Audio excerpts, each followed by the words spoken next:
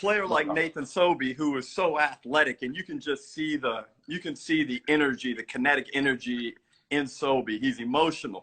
How do you? Because and here's the thing I was talking about, the coaching persona versus your actual who you are as a person away from the basketball court. They're not the same. No, and you know what's funny though? I think people think that you're the angry black dude walking down the street looking to punch somebody in the face at the servo.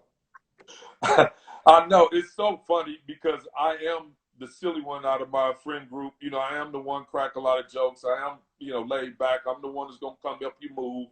I'm the one that's going to come barbecue, you know, at your house and, you know, babysit your dog. And, yeah, you're right. It is a persona out there that wasn't necessarily by mistake. It wasn't necessarily by mistake. Someone wanted to create a narrative about who I was, and, you know, the angry black man was easy to fit. But, you know, that's not the case. But going back related to Sobey, Sobey is a fiery player. He's an emotional player.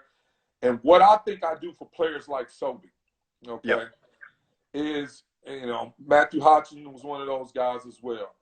They were good, great before I coached them. I mean, they were good. Like, they were ball players. No one knew it because no one was willing to argue with them enough to see it. I was willing to, you know, Haji would have called me some names that probably he couldn't have called some other coaches. But I said, you know what? I don't give a shit. He's 7 foot. He can jump and run and leap and do all these things. I'm going to still play him. Like, I'm going to play him. Like, I'm not going to, you know, just because you know, you're not this guy, I'm still going to play you. So I was, you know, maybe would overlook some of those personality traits long enough to see their brilliance. And with Sobey, I just could not understand why this guy was not just who he is now. Like, I just could not understand it. Like, I remember telling KB, wait till you see this guy. Wait till you see this guy. Yeah.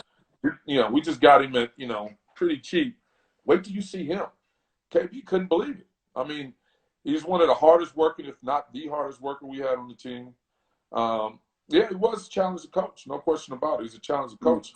But the offset or the trade-off was worth it because who he is, just like me, who he is away from the court is, you know, Sobey's the guy that's going to help you move, and, you know, he's the guy that's going to walk your dog. He's the guy that's going to, you know, he's a great guy. So away from the court, he's a great guy. So you gotta be able to put those things together. And, you know, another, like with Nathan, I called him out of the blue one day, or I sent him a message and I said, look, one of my Derek Rucker basketball athletes is getting recruited by Wyoming. Can you talk to her? And boom, he was on it, you know?